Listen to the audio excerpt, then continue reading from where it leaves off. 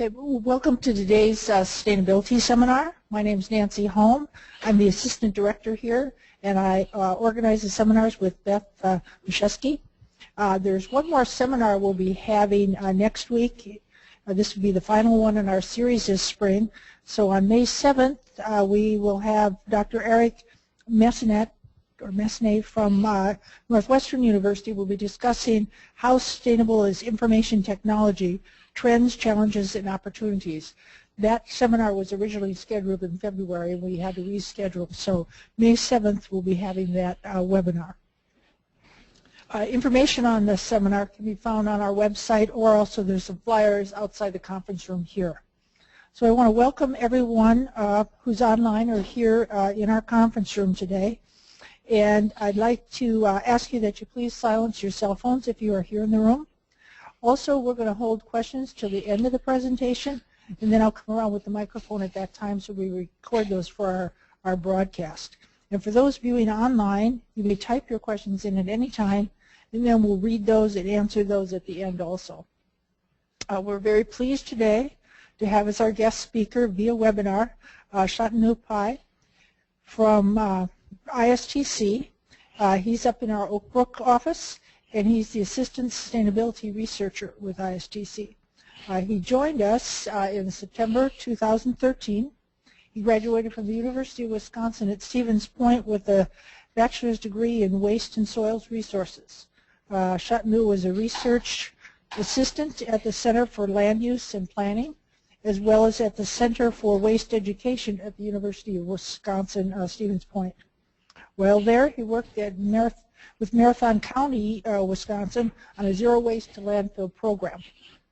His research interests are in the areas of fate and transport of waste materials through market-driven initiatives, the role of affluence and directed public policy in solid waste management, the solid waste industry in the developing world, and he has several current and recent projects that he's worked on. One is with the University of Illinois here in Champaign, Urbana, doing a waste characterization study where they're looking at waste in various campus buildings, and this is being supported by money from the Facilities and Services here at the U of I. He's also been doing a carpet recycling project and exploring the uses for PET carpet, currently non-recyclable post-consumer resource. And then he's also heavily involved with our Zero Waste Illinois program, which he's going to be discussing today. And that's being conducted by our technical assistance team in doing waste characterization studies for various businesses, the Cook County Forest Preserve, and other entities that I'm sure Shantanu will delve into more details on with his presentation. So right now, I'll turn the program over to Shantanu. Thanks. Thanks, Nancy. So, as Nancy said, I'd be talking mostly about the Zero Waste Illinois program.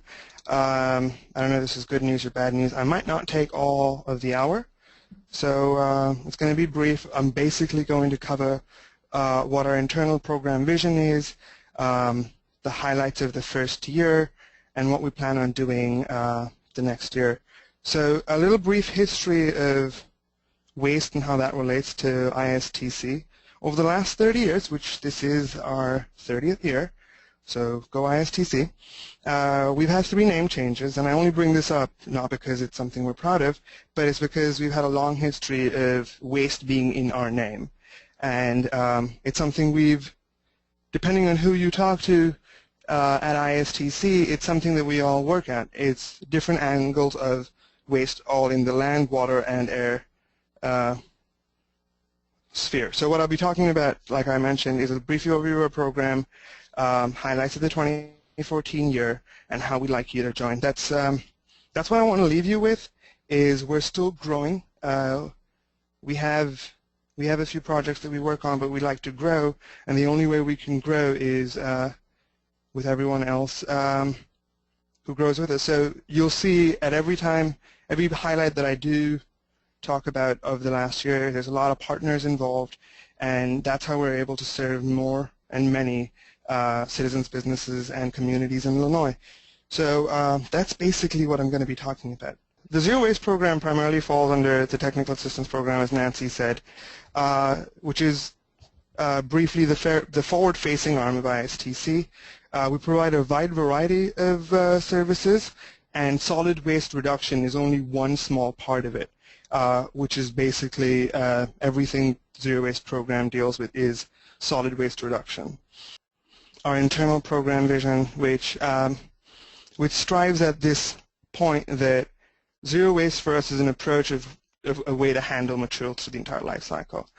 And where we're focusing at this point of our progression at Zero Waste program is materials that are not designed for zero waste should be put in their highest and best use.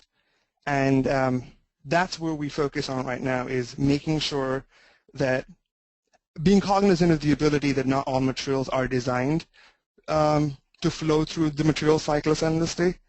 And while we get there, while Illinois manufacturers, businesses, citizens, and communities get to that space in that progression where they're helping, again, businesses, citizens, and communities of Illinois to make that happen, to be able to use materials to the best and highest use until we get to a community or circular economy, as people call it. And as you'll see today, ISTC has taken most of ISTC's existing services that we provided over the last 30 years, repackaged them to better serve citizens, businesses, and communities of Illinois. And I keep saying that in that order because that's how the presentation will flow. It will be from a cascading effect from small to large assistance that we provide. And I could spend the next 30 minutes telling you why you should care, but that's not my problem, and it's not something I'm going to talk about. So what I'll tell you instead is why I care and why I do this, and it's because I grew up in the world of manufacturing. My parents were manufacturers, their parents were manufacturers. And if you've ever been to a manufacturing facility, there's something beautiful about it. And it's using raw material to turning it into something that we can all use. And the basic premise of that argument is the fact that you need material. And we're using material now, and it's fun. It's a lot of fun to be in a manufacturing facility and see that happen. And I'd like to pass that on, the sheer brilliance of manufacturing. And that's what excites me in Zero Waste, is where what we're ending up doing is creating secondary commodities and materials back into what I think is the most beautiful thing you can ever see, a manufacturing facility. So that's why I do it. Like I was saying, the beauty part of ISTCs, we have about 30 staff members, and all of us are working on different angles of the material stream and trying to conserve it for what motivates them. So although this is why it motivates me and the work I do, the Zero Waste Illinois team has a lot of other folks that do other things that help them achieve what motivates them. So that's in a little itsy-bitsy sentence, that's what we do. We're a staff of engineers and scientists that provide cost-effective, sustainable material management services. And through that, the Technical Assistance Program deals with waste audits, supply chain optimization, recycling market research, and then recycling and compost program implementation. So what I'm going to do now in the next how many ever minutes we have before I have another technical error in this, we're going to go through a few highlights. We started branding the Zero Waste Illinois program in about early 2014. We sent the announcement in a couple of different ways to reach about 3,500 communities, businesses, and citizens of Illinois. Through that, we've had over 30 partnerships formed to help 30 different communities, businesses, and communities, but also have 8 large in-depth projects in Illinois. What that's helped us do is divert material and about a little shy over 1 ton of food scraps just from the Chicago Compost Collection Network, which was another collaboration. That's just one of the avenues where we collaborate. And for any U of I fans or Illinois fans, we also came second in the National Game Day Recycling Competition for amount of organics diverted. So the best way to describe our program is we have 4 large places where we help. One is just a waste audit. The other one is material management. The third is helping you plan and implement composting or anaerobic digestion. And the last is stakeholder engagement. And depending on the amount and level of complexities, we do end up leaning on and utilizing the other staff at ISTC. That could range from folks from Nancy's group who do the outreach, but also from Dr. Rajagopalan's team that does the research and the long-term planning to get these things done on a technology assistance program. So one of the avenues to keep seeing ourselves assisting businesses is to find new end markets and solutions for unique materials. Everyone thinks they're unique, and that's a thing. When you go to manufacturing facilities, you see people making and using different products that are unique to their operation, not just as a product, but also how the material is produced. And at some point of their existence as a facility, either be it manufacturing or business, they realize that we could do this better, and that's where we come in. Is we help them find these solutions. We've had some really fun programs with that. What I'm going to highlight today is a program we started from ISTC's lab buildings. A colleague of mine who was at ISTC before, Seth, did a waste audit at ISTC. What he realized was that by weight, about 15% of our material was just gloves, single-use nitrile gloves. This is a product you can't really avoid. It's something that's ingrained in lab settings. In labs, we just use a lot of gloves. So he ended up finding a way to partner with Kimberly-Clark, the manufacturer of the gloves we bought, to take back the gloves to turn into to lumber plastic, to make bike racks, benches, just secondary product plastic materials. We then later turned that and took that same assistance to dining facilities. But what that shows, what I'm trying to show here is the fact that we started off in our building. We ended up finding another opportunity for it, and basically started from the assistance all the way through the implementation by helping them figure out a collection system, communication, working with their chefs, their staff, their student workers to come up with a plan. So that was one material example. We've also worked with plastic injection mold manufacturing facilities to work on how to get their regrind back into their product. And also we've recently connected a plastic manufacturer with folks at SIU to see if floor sweeps could get into the concrete stream. So that's the level of material assistance that we provide. It's something we all enjoy doing because it takes a lot of networking, thinking outside the basic realm of a process diagram, and its level of assistance on this natural progression of things is material assistance. I'm going to move to a larger setting, which would be event assistance. This is something one of my colleagues, Bart, works on heavily, is to call it zero waste events or on-the-go recycling, or whatever word you want to use to describe having a well-thought-out plan to have an event be diverting as much as it can. That's the opportunity we're working on, is making on-the-go recycling simple, easy, and manageable.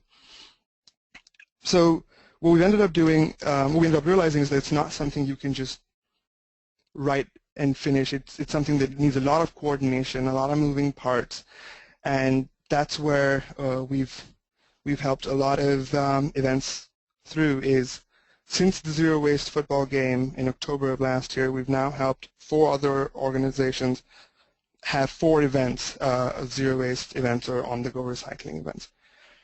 And the level of assistance we provide is dependent on the kind of assistance you require. If you just need somebody to walk through your facility before an event and just ideate on where bins should go and what materials should come through, that's something that we're more than happy to do. But we're also willing to come in at the very beginning and and help you understand your concessions policy, work with your vendors, help you select product. And the cool thing is, if there's other people in Illinois who do that, so if it's something that we know somebody else in Illinois is doing in your area, we're more than happy to connect you to them, because it is in our best interest to have more people do cool things so we can take credit for it. And that was a joke for people in the audience, because I don't know if you're laughing or not. That's the problem with the webinar.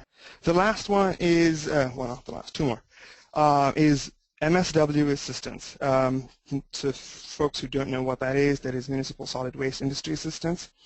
And the opportunity we saw, most of us have had some or a lot of experience with working with the MSW. That's something I did before I got here, is work a lot with landfills, haulers, that section of the material management industry. So that's something I continue to do here at ISTC. We assisted Roystrom Corporation, a hauler in the DuPage area, who wanted to start expanding their food scraps hauling. And the level of assistance here was something that we do a lot, is come up, we take what the business in Illinois wants to do, help them flesh out an idea, work with them on alternative technologies, and then go out and help them find grants to achieve that. The CEO's F-Scrap grant was something where we thought this would fit really well. We helped Roystrom Corporation fill the application and implement it. And they did begin the program in October, and since then, so in the last 6 months, they've been able to divert 15 tons of compost to a facility, but also help 7 new establishments enable diversion of food scraps. So right here, when we're talking about food scraps, I'd like you, if you're interested to do more in the food scraps arena, I'd like you to take down this email, this website, illinoiscompost.org. It's the Illinois Food Scrap Coalition website. They do a lot of cool things, and they're a good first or second step for you to, if you want composting assistance or help in your community, business, or just at home, they're a good landing page to go to. And if not, then you could just email me, but most likely I will send you there. So that's the kind of help we do. This is my favorite part, manufacturing assistance. ISTC has over 3 decades of experience working with manufacturers in waste reduction. It's something where that is our core competency, and that is what I spend most of my time helping with, is helping manufacturers reduce their waste generation, both by diversion but also by prevention. And I'd like to spend a few minutes telling you how that would work.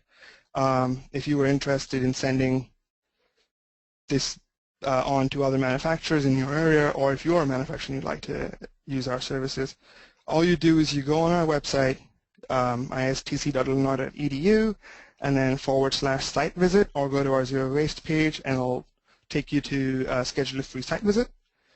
You schedule your visit, and this is where I'd like to bring up again that we don't just do solid waste minimization.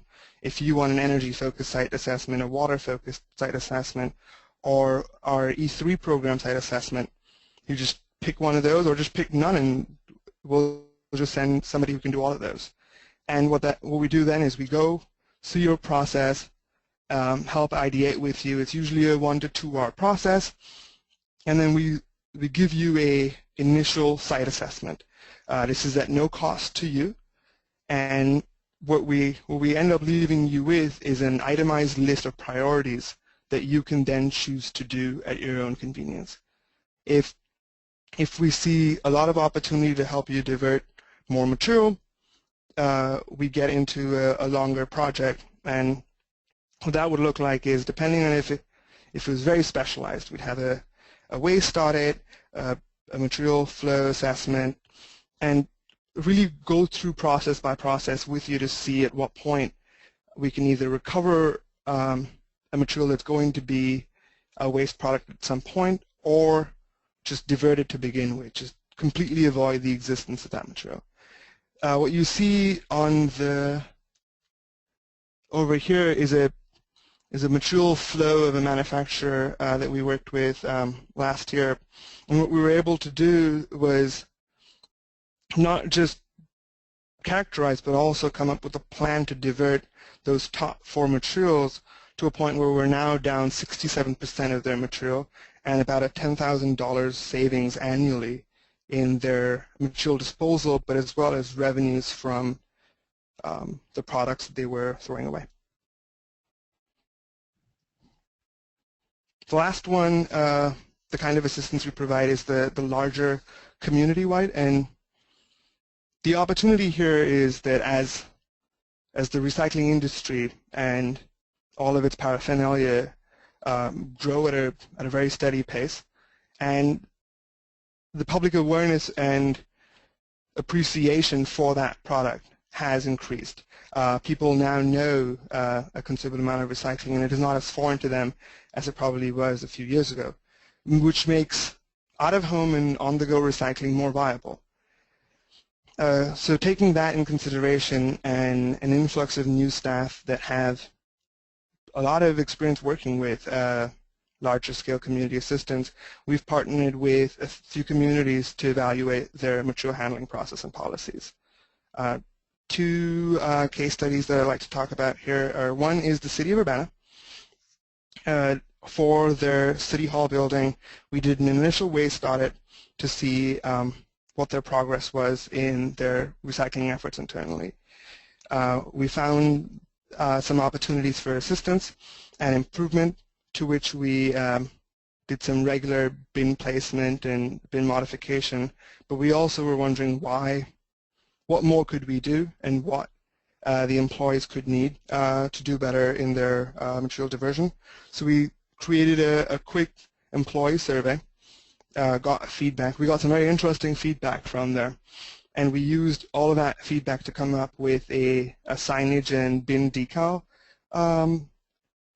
outreach campaign. We went that through, and now we're at a year from now, now this year we'd be ready to do a follow-up evaluation to see how successful that has been. So that's a small-ish community that we had controlled. They were all employees of the city of Urbana, so we had a controlled audience. And the second program we're working with is the Forest Preserve of Cook County. For those of you who don't know what the Forest Preserve of Cook County is, it's 69,000 acres of land dedicated to preserve the natural history of Cook County. It is the largest preserve in the nation, and it has 40 million people as visitors annually. To put that in perspective, that is the population of Argentina. The entire country has 40 million people. So it's a lot of people. It's a lot of people who speak a lot of languages in Cook County, where there's a good mix of 4 distinct languages spoken there. Yeah, 4. So what we're working with them is a larger scale implementation of new and enhanced material recovery processes. In 2014, we worked with them to understand their entire process, to do an assessment of what their waste actually looks like and how much opportunity they actually have to get better diversion numbers. And all of this information that I've been talking about is on our website for you to look at the reports, the case studies. So if you didn't understand what I said or I moved too fast, all that information is here. And it's on the site. It's istc.illinois.edu/zero-waste. But what I'd like you to do, if you're interested in community assistance and you want to know more about what actually happens in Illinois, what one of my colleagues who works on this, Joy, ended up doing on page 18 of this report that you'll find on our webpage is a really cool, nifty appendix that has all the other things that other public spaces are doing for recycling. And it shows you that this is viable at many places and at different levels of implementation. So if you're trying to recreate this for your own community, you can see what their limitations were, but also find more information through their additional to just our report and our findings. Same way with the City of Urbana report. If you want to know what the questions were, what the responses were, they're on that report on our website. So what we're doing now in 2015 is taking those recommendations that we presented to the Forest Preserve of Cook County and actually implementing some of them, ranging from new permits and contract language for haulers, for the recyclers, but also concession policy updates for their vendors on what product they can and cannot serve, or what product they can and should serve, as well as small little toolkits for event goers for the forest preserves to come and see how they can do their part and just not bring material to the forest preserve or bring recyclable material. And very recently, as of yesterday, we were working with Keep America Beautiful and the Coca-Cola bin grant, and we got awarded 125 Wirestream bins to implement and pilot a on-the-go recycling for their events that have upwards of 2,000 people. So we're excited about that. We haven't got the bins yet, but we just got told yesterday that we are going to. So that's basically the zero waste program in a nutshell. I talked about almost all of these people, so I've put their information on there. On here, if you go on our website, you'll see a few zero waste program case studies, as well as the rest of our staff if you need some more information. So that's about it for me. Brian, do we have questions, concerns, or comments?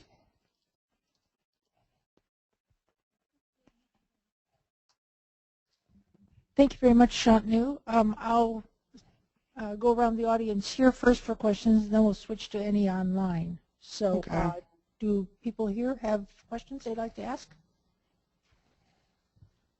Okay, no one here right now has a question. Oh, yes. Okay. Oh, hi, Shantanu. It's Warren Levy. On Hi, your Warren. bar graph from the manufacturer near the end, you showed a small bar for styrofoam. Correct. And I just wondering if you addressed that, or if you're. We did actually, and it's what we ended up figuring out is that the styrofoam was from their vendor, and now that they have started, they have a composter on. Their hauler is composting. They've switched all their styrofoam ware to compostable ware, so that has also that the existence of styrofoam product has reduced because it was in the kitchen. So yeah, we did end up getting rid of that styrofoam part. Okay, thank you, Shantanu. Any follow-up or other questions? Okay, well, one more. Is there an opportunity to reuse styrofoam? That is to, have it returned to the vendor or find some other. Yes. Depending on where you are or what your recycler can do, there is technology that can densify styrofoam, and there's a market for densified styrofoam or densified polystyrene. Champaign, the University of Illinois at Urbana-Champaign just got a grant in partnership with the Student Sustainability Fund and the University of Wisconsin-Madison. This is not a plug. This is just happened to be University of Wisconsin. But we got a densifier. We're going to get a densifier on campus to help reduce the styrofoam waste. So it can be done, yes. Okay, thank you, Shantanu. If there's no other questions here, I think we'll all close off. Oh, one more question from the audience here. Shantanu, could you talk about return on investment for this styrofoam recycling? Did you get my question? I did get your question. I don't have the numbers in front of me, okay. But I could tell you how much an equipment. It would be easier if anybody else has that question along with BK, just send me an email, and I will send you. We did this for the University of Illinois to help them figure out if they should buy a densifier or not. So I have that information somewhere. I just need to find it and send it to you. Okay. Thank you, Shantanu. And there's one question online. I don't see these questions. Well, Joy asks, will other Illinois football games or athletic events be zero waste events? So for 2015, the zero waste, a full-fledged zero waste event, which would include recycling, composting, would be for the homecoming game. But since seeing the success of last year's zero waste football game, there will be recycling available throughout the year for all the football games. So all 12 or 13 home games will have recycling, but only one of them will have composting, which will be the home game, the homecoming game. Okay, thank you very much, Shantanu, and thank you for all the information about the program. And this concludes the seminar for today, and we hope everyone will join us next week on Thursday at noon for our last seminar. Thank you. Thank you so much.